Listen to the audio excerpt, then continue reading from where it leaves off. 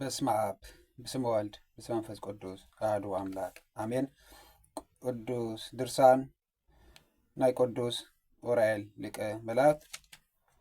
በስመ አብን በስመ ወልድን በስመ መንፈስ ቅዱስን አሐዱ አምላክ አሜን። ኦ እግዚአብሔር ብጸሎት አማላድነትን ሊቀ መላእክት ቅዱስ ዑራኤል ኣብዛ ምድራዊት ማሕደር ቅድስናኻ ኮይነ ዘቕርበልካ ጸሎት ኣብ ሰማያዊት ማሕደር ዝፋንካ ኮይንካ ተቐበል። ኦ እግዚአብሔር ንሑስራንን ርኩሳንን ዝኾኑ ኣጋንንቲ ንኣይ ንድኹም ባርያኻ ንምርዓድን ንምሽባርን ኣብ ዝተኣከቡሉ ግዜ ንሊቀ መላእክት ቅዱስ ዑራኤል ብደመላዊ ሰይፊ ፈጺሙ ንኸጥፎም ናባይ ለኣኮ።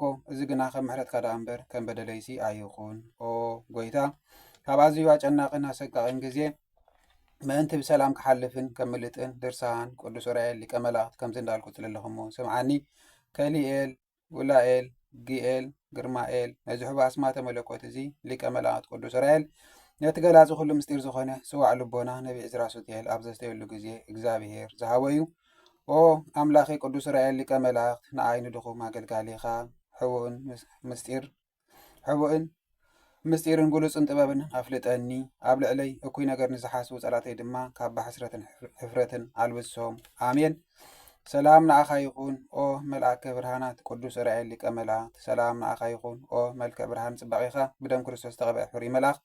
ሰላም ንኣኻ ይኹን ኦ ኣብ ግዜ ስቕለት ብደም ኢየሱስ ክርስቶስ ንዓለም ክትቅድስ ዝተሸምካ መልኣኽ። ሰላም ንኣኻ ይኹን ኦ ስለ በደል ደቂ ሰባት ናብ ልዑል ኣምላኽካ ተማልድ ናይ ምሕረትን ይቕሬታን መልኣኽ። ሰላም ንኣኻ ይኹን ኦ ኣብያት ሽጉራት ደቂኻ ሰሚዕኻ ብቕልጡፍ ትረድእ ፍቱን መልኣኽ።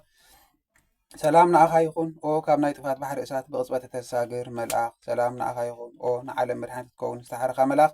ኦ ቅዱስ ዑራኤል ምሕረትካን ሓይሊ ምድሓንካን ኣብ ዝገለጽካለይ ግዜ ብመዓልትን ለይትን ብክብሪ ሰላም ክብለከ እየ።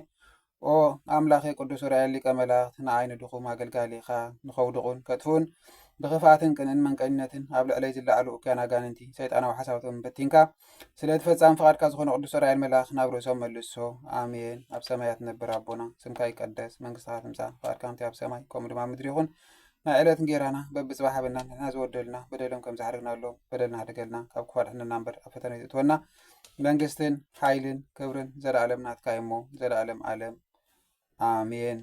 ኦ ሓጋዚ ድኹማን ፈዋሲ ሕሙማን ዝኾንካ እግዚአብሔር ነቶም ኣብ ዝተፈላለዩ ሕማማት ሕማም ልቢ ባርያ መንሽሮ ቅርፀትን ፍልፀትን ውጋእትን ቡዳን ወዘመሰሉ ሓዲሮም ዘስተኻዩ ሰይጣናት ኣጋንንቲ ለጊዎን ምትሓትን ኮታ ኩሎም ርኩሳት መናፍስቲ መሳርያን ንዘለኣለም ካብ ፈፂሞም ምንቲ ክርሕቑ በዞም መለኮታውያን ኣስማትካ ውግዛት ይኹኑ ኣሜን። ኦ ሊቃነ መላእክት ሚካኤል ገብርኤል ሩፋኤል ራጉኤል ፋኑኤል ሳቁኤልን ኣፍኒን ዑራኤልን ንኣይን ኣገልጋሊኹም ካብ መቕዘፍትን ካብ ኩሉ ክፉ ዘበለ ነገር ሰውርንን ኣድሑንንን ረድኤትኩምን ኣማላድኩም ድማ ዘለኣለም ኣይፈለየኒ ኣሜን።